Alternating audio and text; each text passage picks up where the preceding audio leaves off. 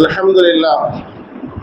சங்கைக்குரிய அல்லாஹ்வினுடைய நல்லடியார்களே, பெரியோர்களே, ஜமாத்தார்களே, வாலிப நண்பர்களே, அல்லாஹ்வினுடைய மகத்தான பேரருள் கண்மணி நாயகம் ஸல்லல்லாஹு அலைஹி வஸல்லம் அன்னவர்கள் சுட்டி காண்பித்தது போன்று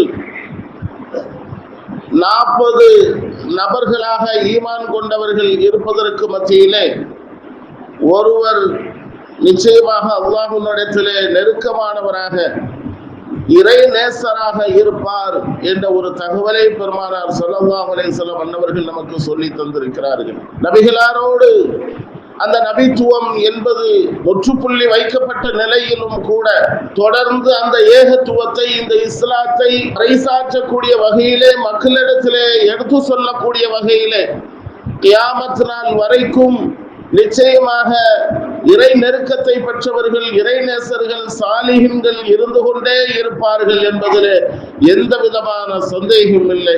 அந்த அடிப்படையிலே இன்றைக்கு தமிழகத்திலும் கூட நமக்கெல்லாம் ஈமான் கிடைத்ததற்கான மிகப்பெரிய காரணமாக இருந்தவர்கள் என்று பார்க்கின்ற போது அவர்களும் இறைநேசர்களாகத்தான் இருந்திருக்கிறார்கள். அல்லாஹ்வினுடைய அந்த ஏகத்துவத்தை பெருமானார் ஸல்லல்லாஹு அலைஹி வஸல்லம் அன்னவர்கள் பெற்று அவர்களின் மூலமாக சஹாபாக்கள், தாபீன்கள், தபா தாபீன்கள் என்ற அந்த வரிசையிலே இமாம்களாகிய சாலிஹீன்கள் அதை சுமந்து கொண்டு நம்மிடத்திலே ஒப்படைத்திருக்கிறார்கள். எல்லாம் வல்ல அல்லாஹ் தஆலா இந்த ஈமானை முழுமையாக அறிந்து புரிந்து ஈமானோடு மரணிக்கக்கூடிய சாலிஹீன்களினுடைய பட்டியலிலே அல்லாஹ் நம்மையும் சேர்த்தருள் புரிவானாக. அருமையானவர்களே, அப்படிப்பட்ட இறை நெருக்கத்தை பெறுவதற்கான வழிகளை அல்லாஹ் தன்னுடைய அருள்மறையிலே சொல்லி காட்டுகின்றார். வலியுல்லாஹ், அல்லாஹ்வினுடைய நேசன், அல்லாஹ்வினுடைய மஹப்பத்தை பெற்றவன் யார்? அது அல்லாஹ் குர்ஆனிலே சொல்லி காட்டுகின்றான். யா அய்யுஹல்லதீன ஆமனு தக்குல்லாஹ் வ கூனூ மஅஸ் ஸாதிகீன். ஈமான் கொண்டவர்களே, அல்லாஹ்வை பயந்து கொள்ளுங்கள், அல்லாஹ்வை அஞ்சி கொள்ளுங்கள், உண்மையாளர்களோடு நீங்கள் ஆகிவிடுங்கள், உண்மையாளர்களோடு நீங்கள் சேர்ந்து விடுங்கள் என்று எச்சரிக்கையிட்டு அல்லாஹ் நமக்கு சொல்லி தருகின்றார். எப்படி சாதிகீன்களோடு, உண்மையாளர்களோடு நாம் ஆகுவது என்று பார்த்தால் அல்லாஹ் இன்னொரு இடத்திலே இப்படி சொல்லி காட்டுகின்றான். யா அய்யுஹல்லதீன ஆமனு தக்குல்லாஹ் வகூலு கௌலன் சதீதா. நீங்கள் மக்களிடத்திலே பேசுவதாக இருந்தால் நேர்மையாக, நீதமாக, சரியாக பேசுங்கள். அப்படி நீங்கள் இறையச்சத்தோடு நீங்கள் பேசுவீர்களே ஆனால் யுஸ்லிஹ் லக்கும் அமாலக்கும், அல்லாஹ் உங்களுடைய அமல்களை எல்லாம் சீராக ஆக்குகிறான், உங்களுடைய செயல்பாடுகளை பரிசுத்தமாக ஆக்குகிறான். உங்களுடைய குற்றம் குறைகள் எல்லாம் அல்லாஹ் மன்னித்து விடுகிறான், உங்களை பரிசுத்தமாகவே வாழச் செய்கிறான் என்பதாக அல்லாஹ் தஆலா தன்னுடைய திருமறையிலே சொல்லிவிட்டு கடைசியாக சொல்கின்றார். ஃபக்கத் ஃபாஸ ஃபௌஸன் அஸீமா. இதுதான் மகத்தான வெற்றியாளர்களுக்கான அடையாளம் என்பதையும் அல்லாஹ் தெளிவாகவே சொல்லி காட்டுகின்றார். இப்படிப்பட்ட அற்புதமான தத்துவங்களிலே உள்ளடக்கிய வாழ்ந்து காட்டிய அந்த வலியுல்லாக்கள் தான், அல்லாஹ்வினுடைய இறைநேசர்கள் தான் ஈமானை மக்களிடத்திலே கொண்டு செல்வதற்கான தகுதி படைத்தவர்களாக இருக்கிறார்கள். ஏராளமான இறைநேசர்கள் தமிழகத்திலே வாழ்ந்துகிறார்கள். பக்தாதிலே ஆயிரக்கணக்கான இறைநேசர்கள் வாழ்ந்திருக்கிறார்கள். காரணம், நபித்துவம் என்பது அன்றோடு முடிந்து விட்டது, நபிகளாரோடு முடிந்து விட்டது.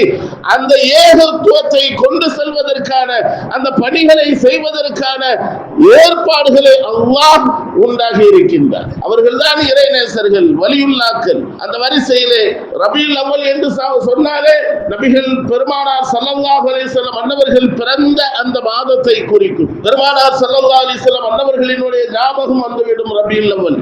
ரபியுல் ஆகிர் என்று சொன்னால் குத்துபுல் அக்தாப் ஷேக் முஹையீன் வலியுல்லாஹ் அவர்களினுடைய நினைவு வந்துவிடும். பட்டூரிலே அல்லாஹ்வினுடைய மகத்தான கிருபை இன்றைக்கும் மிகப்பெரிய ஒரு பாதுகாப்பாக, ஒரு இஸ்லாமிய கூட்டமாக, மஜ்மாவாக வாழக்கூடிய மிகப்பெரிய ஒரு காரணம் அதுவாக கூட இருக்கலாம். எல்லாரினுடைய இல்லங்களிலும் அவர்களினுடைய நினைவாக சில காரியங்களை, நன்மையான காரியங்களை செய்கிறார்கள். அதனுடைய பரக்கத்து இன்றைக்கு குடும்பத்திலே உறவுகளோடு சந்தோஷமாக வாழக்கூடிய ஒரு சூழலை நம்மால் காண முடிகிறது. கியார்வின் என்ற அந்த அடிப்படையிலே செய்வார்கள். அடுத்ததாக ஜமாதுல் ஆஹிர், இந்த மாதம் வந்துவிட்டாலே நமக்கெல்லாம் நினைவுக்கு வருவது அந்த நாகூர் தான். ஷாஹுல் ஹமீத் பாதுஷா அவர்களினுடைய நினைவு தான் நமக்கு வரும். அவர்கள் தங்கி இருந்த ஆட்சி செய்த அந்த நினைவுகள் எல்லாம் நமக்கு வரும். கிட்டத்தட்ட அவர்கள் 68 ஆண்டு காலங்கள் வாழ்ந்திருக்கிறார்கள் இந்த உலகத்திலே. காதர் வலி ஷாஹுல் ஹமீத் நாகூரி கத்தஸல்லாஹு சிர்ரஹுல் அஸீஸ் அவர்களினுடைய நினைவு மாதம் தான். 468வது வருடம் இது. சில தகவல்களை அவர்களை பற்றியும் நாம் தெரிய வேண்டிய கட்டாயத்திலே இருக்கிறோம். காரணம் என்னவென்று சொன்னால், வலியுல்லாக்கள் இறைநேசர்கள் என்று சொன்னாலே சில பேர்களுக்கு அலர்ஜியாக ஆகிவிடும். ஏதோ ஒரு ஷிர்கை பற்றி, இணை வைப்பை பற்றி பேசுவதை போன்று உண்டான ஒரு காட்சியை, ஒரு பிம்பமை உருவாக்கி வைத்திருக்கிறார்கள் இன்றைய காலகட்டங்களிலே. அதனால்தான் ஈமானினுடைய அந்த தாக்கம் மக்களுக்கு மத்தியிலே மிக மிக குறைவாக நம்மால் காண முடிகிறது. ஏகத்துவத்தை சொல்ல போகிறோம், நாங்கள் தான் பரிசுத்தமானவர்கள் என்று சொன்னவர்கள் எல்லாம் அவர்களினுடைய லட்சணங்களை இன்றைக்கு நாம் கண்கூடாக பார்த்து கொண்டிருக்கிறோம். ஒரே ஏகத்துவம், ஒரே கொள்கை உடையவர்கள் என்று சொன்னவர்கள் எல்லாம் இன்றைக்கு பல கூட்டங்களாக பிரிந்து கிடக்கக்கூடிய அவல நிலையையும் இன்றைக்கு தமிழகம் கண்டுகொண்டுதான் இருக்கிறது.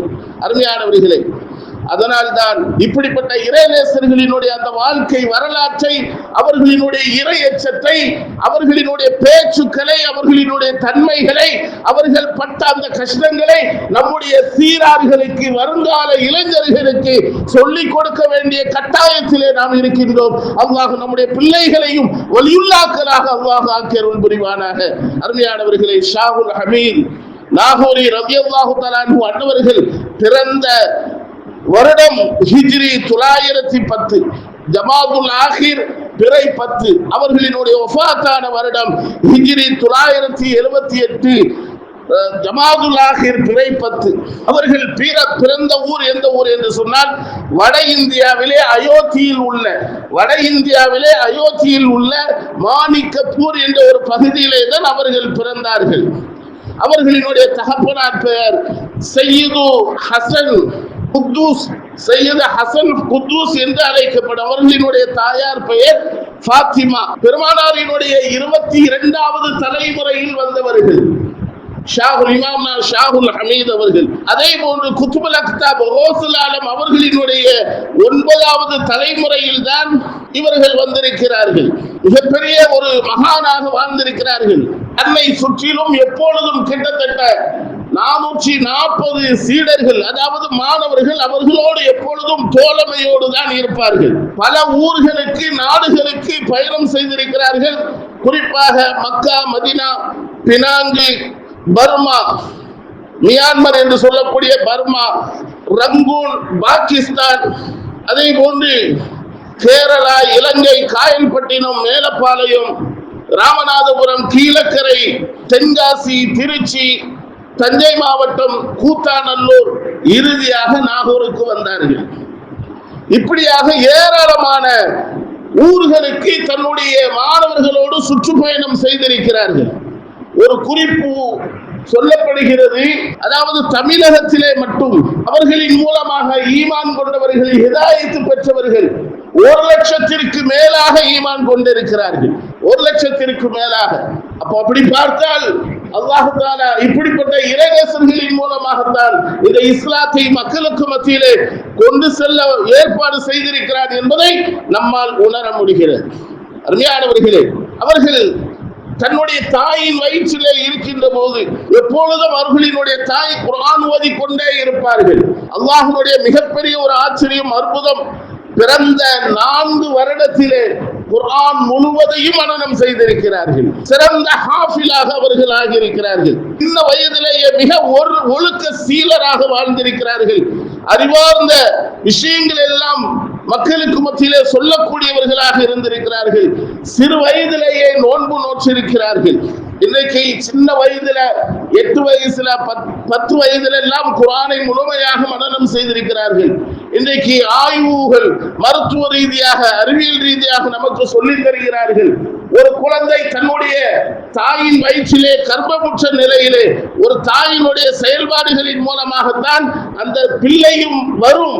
தாய் எதை பேசுகிறார்களோ சொல்கிறாரோ அந்த விஷயங்கள் எல்லாம் கர்ப்பத்திலே இருக்கக்கூடிய குழந்தை கேட்கிறது என்பதையும் அறிவியல் ரீதியாக இன்றைக்கு நிரூபித்து காட்டியிருக்கிறார்கள். அதே போன்றுதான் நம்முடைய முன்னோர்கள் தாய்மார்கள் ஈமானிலே உறுதியாக உள்ளவர்கள் கர்ப்பமுற்றால் எப்பொழுதும் குர்ஆன் ஓதக்கூடியவர்களாகவே இருந்ததின் காரணமாகத்தான் இப்படிப்பட்ட இறைநேசர்கள் எல்லாம் சிறு வயதிலேயே குர்ஆனை முழுமையாக மனனம் செய்திருக்கிறார்கள். அருமையானவர்களே, அப்படிப்பட்ட மகத்தான கல்விகளை எல்லாம் முழுமையாக கணிதம் அறிவியல் முதற்கொண்டு 18வது வயதிலேயே பரிபூர்ணமாக கற்றுக்கொண்டார்கள் என்பதை வரலாறுகளின் மூலமாக நம்மால் காண முடிகிறது. இறுதியாக நாகூருக்கு வந்தார்கள். நாகூரிலே அச்சுத்தப்பா நாயக்கர் என்று சொல்லக்கூடிய ஒரு மன்னர் ஆட்சி செய்தார். தீராத நோயில் அவர் இருந்தார். யாராலையும் குணப்படுத்த முடியவில்லை. மருத்துவ ரீதியாக மிகப்பெரிய தோல்வியை கண்டு மிகவும் சிரமத்திலே வருத்தத்திலே படுத்த படுக்கையிலே அந்த அச்சுத்தப்பா நாயகர் என்று சொல்லக்கூடிய மன்னர் இருந்தார். ஷாஹுல் ஹமீத் இமாமுனா கத்தஸல்லாஹு சிர்ரஹுல் அஸீஸ் அங்கே தங்கி ஆன்மீக ரீதியாக ஏகத்துவத்தை மக்களுக்கு மத்தியிலே சொல்லிக் கொண்டிருக்கக்கூடிய அந்த செய்தியை கேட்டு அந்த மன்னரினுடைய அமைச்சர்கள் எல்லாம் வந்து சொன்னார்கள், எங்களுடைய மன்னருக்கு உதவி செய்யுங்கள், இப்படி பல நாட்களாக நோய்வாய்ப்பட்டு தீராத நோயிலே இருக்கிறார்கள், இதற்கு ஒரு முடிவு தெரியாமல் இருக்கிறோம் என்று அழைப்பு கொடுத்தார்கள். அவர்கள் கத்தஸல்லாஹு சிர்ரஹுல் அஸீஸ் மறுப்பு தெரிவிக்கவில்லை. உடனே சென்றார்கள். மருத்துவ ரீதியான எல்லா விதமான செயல்பாடுகளையும் சொல்லி அவர்களுக்கு ஓதி பார்ப்பதோடு அவர்களினுடைய நோய் மிக விரைவாகவே குணமாகிவிட்டது. அந்த தருணத்திலே அவர்களினுடைய அந்த மன்னரினுடைய மனைவி மகாராணி அவர்கள், எங்களுக்கு இதுவரை குழந்தை பாக்கியமில்லை, அதற்காக உங்களுடைய கடவுளிடத்திலே பிரார்த்தனை செய்யுங்கள் என்று அவர்கள் சொல்ல அந்த குழந்தை பாக்கியத்திற்காகவும் துஆ செய்தார்கள். அல்லாஹ் தஆலா அந்த பெரும் குழந்தை பாக்கியத்தையும் அந்த மன்னருக்கு அல்லாஹ் வழங்கினார். மகாராணி கேட்டதற்கு துஆ செய்தார்கள். அல்லாஹ் தஆலா அந்த குழந்தை பாக்கியத்தையும் கொடுத்தார். அவர்களுக்கு மிகப்பெரிய சந்தோஷம், மிகப்பெரிய ஒரு மகிழ்ச்சி. ஏதாவது கைமாறு செய்ய வேண்டும் என்பதற்காக ஏராளமான சொத்து துறவுகளை பணம் காசுகளை கொடுத்தார்கள். இமாமுனா ஷாஹுல் ஹமீத் ஆடகை அவர்களுக்கு, பாதுஷா அவர்களுக்கு. அவர்கள் எதுவுமே வேண்டாம் என்று சொன்னார்கள். காரணம், இந்த உலகம் என்பது சாதாரணமான ஒரு விஷயம், வந்து செல்லக்கூடிய ஒரு இடமாக இந்த உலகம் இருக்கிறது, நிரந்தரமாக நாம் தங்க போவதில்லை என்பதை உணர்ந்திருந்தார்கள். இந்த உலகத்திற்காக நாம் ஒருவருக்கொருவர் போட்டி போட்டுக்கொண்டு ஒருவருக்கொருவர் சண்டையிட்டுக் கொண்டு மிகப்பெரிய அளவிலே பிரச்சனைகளிலே நாம் மூழ்கி கிடக்கிறோம். குடும்ப ரீதியாக, சகோதரர்கள் ரீதியாக, ஒவ்வொரு சமூகம் ரீதியாக இன்றைக்கு ஏற்பட்டிருக்கக்கூடிய பிளவுகள் என்பது ஏராளம் நாம் கண்டுகொண்டே பார்த்து கொண்டே இருக்கிறோம். அருமையானவர்களே, ஒரு அரசர் எப்பொழுதும் அவருக்கு எல்லாம் இருக்கிறது, மகிழ்ச்சியிலே சந்தோஷத்திலே இருப்பார். எதுவுமே இல்லை என்று இல்லை, அவருக்கு எல்லாம் கிடைக்கும். மன்னர் என்றால் அப்படித்தான். ஆனால் அவரிடத்திலே பணி செய்யக்கூடியவர் எப்பொழுதும் சந்தோஷமாக இருப்பதை கண்டு இவருடைய மனசிலே ஒன்று தோன்றியது. என்னதான் எதுவுமே இல்லாமல் இல்லை என்று இருந்தாலும் கூட, எல்லாமே கிடைக்கும் என்று இருந்தாலும் கூட, குடும்பத்திலே மன ரீதியாக ஒரு குழப்பம் அவருக்கு இருந்து கொண்டே இருந்தது. எப்பொழுதும் பிரச்சனையிலேயே இருக்கிற மாதிரியான ஒரு நிலை அந்த மன்னருக்கு இருந்தது. அந்த மன்னர் அல்ல, இது வேறு மன்னர். புரிதலுக்காக நான் சொல்கிறேன். அப்படியானால் தன்னுடைய அமைச்சர்கள் இடத்திலே ஆலோசனை செய்கிறார். என்ன காரணம்? என்னிடத்திலே பணி செய்யக்கூடியவன் எப்பொழுதும் முகத்திலே மலர்ச்சியாக சந்தோஷமாக காட்சி அளிக்கிறானே, ஆனால் எனக்கு எல்லாம் இருந்தும் கூட ஏதோ ஒரு குறை இருக்கிற மாதிரி எனக்கு ஃபீல் ஆகிறது. எனக்கு தேவையில்லாத பிரச்சனைகளிலே நான் ஈடுபடுவதை போன்று எனக்கு தெரிகிறது. நிம்மதியற்றவனாக இருக்கிறேனே என்று அமைச்சரிடத்திலே சொல்லுகின்ற போது அந்த அமைச்சர் அற்புதமான ஒரு யோசனையை சொன்னார். ஒண்ணுமில்லை, உங்களுடைய பணியாளரினுடைய வீட்டிற்கு வெளியிலே நாளை என்ன செய்யுங்கள், ஒரு பையிலே 99 பொற்காசுகளை போட்டு வைத்துவிட்டு அந்த பையிற்கு மேலாக நீங்கள் எழுதி வைத்து விடுங்கள், இது மன்னரினுடைய பரிசு, உன்னுடைய உழைப்புக்காக மன்னர் 100 பொற்காசுகளை இந்த பையிலே வைத்திருக்கிறார், அன்பளிப்பாக வைத்திருக்கிறார் என்று எழுதி வைத்து வந்து விடுங்கள் என்று சொல்லி அனுப்பினார் அமைச்சர். அதே போன்றே நடக்கிறது. வெளியிலே எழுதி வைத்தது 100 பொற்காசுகள், ஆனால் பையிலே இருந்தது எத்தனை பொற்காசுகள்? 99 பொற்காசுகள். குடும்பத்தோடு எண்ணி பார்த்தான் அந்த சேவகன், அந்த பணியாளன். எண்ணி பார்க்கின்ற போது வெறுமனே 99 தான் இருக்கிறது, ஆனால் வெளியிலே 100 இருக்கிறது என்றல்லவா எழுதப்பட்டிருக்கிறது. ஒரு காசு, ஒரு பொற்காசு இங்கேதான் கீழே விழுந்திருக்கும், தேடி பார்ப்போம் என்று தேடி பார்க்கிறார்கள். தான், தன்னுடைய மனைவி, தன்னுடைய பிள்ளைகள், தன்னை சார்ந்தவர்கள் அத்துணை பேர்களும் தெருக்களிலே அந்த பொற்காசை தேடிக்கொண்டே இருக்கிறார்கள். கோபம் தான் அதிகமாகிறதை வரிய ஒளிய அந்த ஒரு பொற்காசு அவருக்கு கிடைக்கவில்லை. ஆத்திரம் தாங்கவில்லை. பகல் இரவு முழுவதும் கழிந்தது. மறுநாள் அரசவைக்கு வருகிறார், பதட்டத்தோடு வருகிறார், முகத்திலே சந்தோஷம் இல்லை. இதையெல்லாம் மறைந்திருந்து அரசர் உற்று நோக்குகிறார். கொஞ்சம் நாம் யோசித்து பார்க்கிறோம்.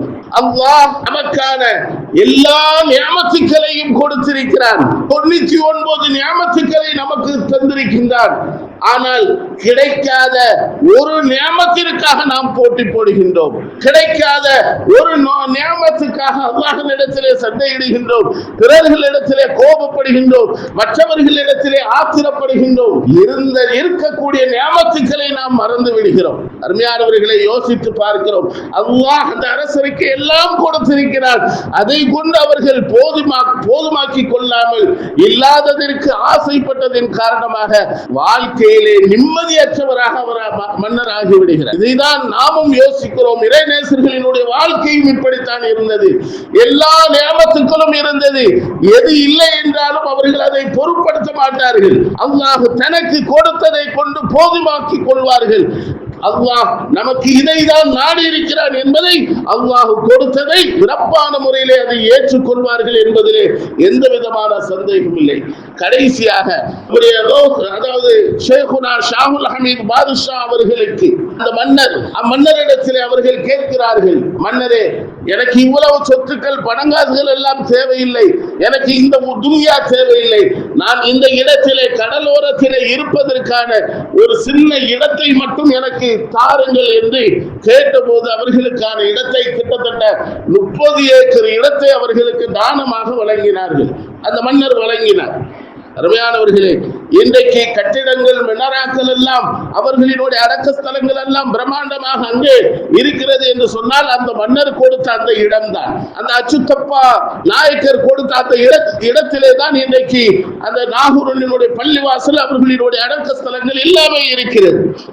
அது மட்டுமல்ல, மராட்டிய மன்னர் பிரதாப் சிங் என்று சொல்லக்கூடிய ஒருவர் 1739 1763 வரைக்கும் அந்த காலகட்டங்களிலே வாழ்ந்த அந்த மன்னர் இமாம் ஷேகுனா ஷாஹுல் ஹமீத் பாதுஷா அவர்களுக்காக மிகப்பெரிய மினராக்களும் பள்ளிவாசல்களும் கட்டிய அந்த தகவல்கள் எல்லாம் அங்கே இருக்கக்கூடிய கல்களிலே எழுத்துக்களால் பதிக்கப்பட்ட தகவல்களை நம்மால் காண முடிகிறது. கிட்டத்தட்ட 28 ஆண்டு காலங்கள் நாகூரிலே வாழ்ந்திருக்கிறார்கள்.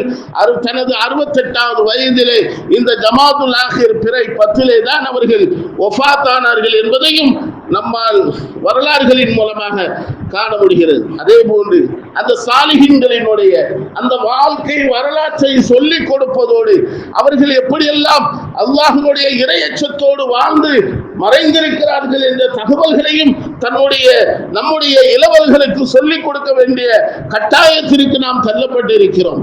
அருமையானவர்களே, தேடுதல் இல்லை. சாப்பாட்டிலும் கூட எது ஹலால் எது ஹராம் என்பதை நாம் பார்ப்பதில்லை. கிடைத்ததா சாப்பிட வேண்டியதுதான் நம்முடைய நோக்கம் என்ற அந்த அடிப்படையிலே குழந்தைகளும் கூட இன்றைக்கு இருக்கிறார்கள்.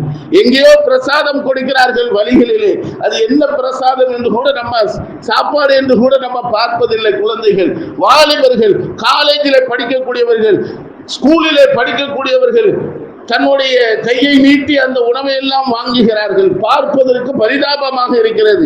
அது ஹராமா ஹலாலா, சாப்பிடலாமா என்று யோசிப்பதற்கு அவர்கள் கொஞ்சம் கூட முன் வருவதில்லை. அவர்கள் மிகப்பெரிய ஒரு பேணுதலாக இருக்க வேண்டும். அருமையானவர்களே, அன்னை ஃபாத்திமா ரலியல்லாஹு தஆலா அன்னவர்கள் தன்னுடைய மகன்கள் ஹசன் ஹுசைன் இரு சீரார்கள் அவர்களை எப்படி வளர்த்து வார்த்தெடுத்தார்கள். மிகப்பெரிய கஷ்டமான சோதனையான காலத்திலும் கூட பசி பட்டினியோடு வாழ்ந்திருக்கிறார்களே தவிர மற்றவர்களிடத்திலே கையேந்தி சதகாக்களை ஒரு நாளும் அவர்கள் சாப்பிட்டதில்லை. நபிகள் பெருமானார் ஸல்லல்லாஹு அலைஹி வஸல்லம் அன்னவர்கள் தன்னுடைய அருமை மகள் ஃபாத்திமாவை வீட்டில் வந்து சந்திப்பதற்காக வருகிறார்கள். வரக்கூடிய சமயத்திலே 2 பேர குழந்தைகளும் வீட்டிலே இல்லை. என்ன காரணம்? வீட்டிலே உண்ணுவதற்கு உணவில்லை, சாப்பிடுவதற்கு எதுவும் இல்லை. ஆகவே உங்களுடைய பேர பிள்ளைகள் வெளியிலே அழுது கொண்டே சென்று விட்டார்கள் என்ற தகவல்களை தன்னுடைய மகள் ஃபாத்திமா அவர்கள் தந்தைக்கு சொல்லுகிறார்கள். பெருமானார் ஸல்லல்லாஹு அலைஹி வஸல்லம் அன்னவர்கள் கவலை தோய்ந்த அந்த முகத்தோடு வெளியிலே தன்னுடைய பிள்ளைகளை பேர பிள்ளைகளை தேடி செல்கிறார்கள். காடுகளிலே செல்லக்கூடிய அந்த சமயத்திலே ஒரு ஆட்டு இடையனை சந்திக்கிறார்கள். இதை போன்ற அடையாளம் உள்ள 2 சிறுவர்கள் இந்த பாதையிலே வந்திருக்கிறார்களா என்று கேட்டபோது அந்த இடையர் சொன்னார், ஆம், அழுது கொண்டே வந்தார்கள். ஏன் அழுகிறீர்கள் என்று கேட்டேன். பசிக்கிறது என்று சொன்னார்கள். பசியால் நாங்கள் அழுகிறோம் என்று சொன்னார்கள். உடனே நான் இரக்கத்தோடு இந்த ஆடுகளில் இருந்து பாலை கறந்து கொடுத்தேன். அவர்கள் என்ன சொன்னார்கள் தெரியுமா? அந்த சின்ன பிள்ளைகள் சிறுவர்கள் என்ன சொன்னார்கள் தெரியுமா? இந்த ஆடுகள் எல்லாம் யாருக்குரியது? இது உனக்கு சொந்தமானதா என்று கேட்டார்கள். ஆனால் நான் இல்லை, என்னுடைய எஜமானனுக்கு சொந்தமானது என்று நான் சொன்னேன். எங்களுக்கு தரக்கூடிய இந்த பால் உங்களுடைய எஜமானனுக்கு தெரியுமா என்று கேட்டார்கள். தெரியாது என்று சொன்னேன். அனுமதி இல்லாமல், இந்த பாலுக்கான சொந்தக்காரனுடைய அனுமதி இல்லாமல் நாங்கள் இதை எப்படி சாப்பிட முடியும்? இது ஹராம் அல்லவா, மார்க்கத்தில் தடுக்கப்பட்டிருக்கிறது என்று உணர்ந்து அவர்கள் குடிக்காம சென்று விட்டார்கள் என்ற தகவலை அந்த ஆட்டு இடையர் நபிகள் பெருமானார் ஸல்லல்லாஹு அலைஹி வஸல்லம் அன்னவர்களுக்கு சொல்லுகிறார்கள். ஓடோடி வருகிறார்கள். பெருமான் ஸல்லல்லாஹு அலைஹி வஸல்லம் அன்னவர்கள் பேரித்த மரங்கள் நிறைய இருக்கிறது, கீழே கொட்டி பழங்கள் எல்லாம் கிடைக்கிறது. ஆனாலும் அந்த பிள்ளைகள் படுத்து உறங்குகிறார்கள், அசதியிலே தூங்கி கிடக்கிறார்கள். அந்த பேரிச்ச மரத்தினுடைய நிழலிலே படுத்திருக்கிறார்கள். பிள்ளைகளை தட்டி எழுப்பி, ஏன் இந்த நிலைமை உங்களுக்கு? இந்த அல்லாஹ்வுடைய தூதர் முஹம்மதினுடைய பேர குழந்தைகளுக்கு இப்படிப்பட்ட நிலையா?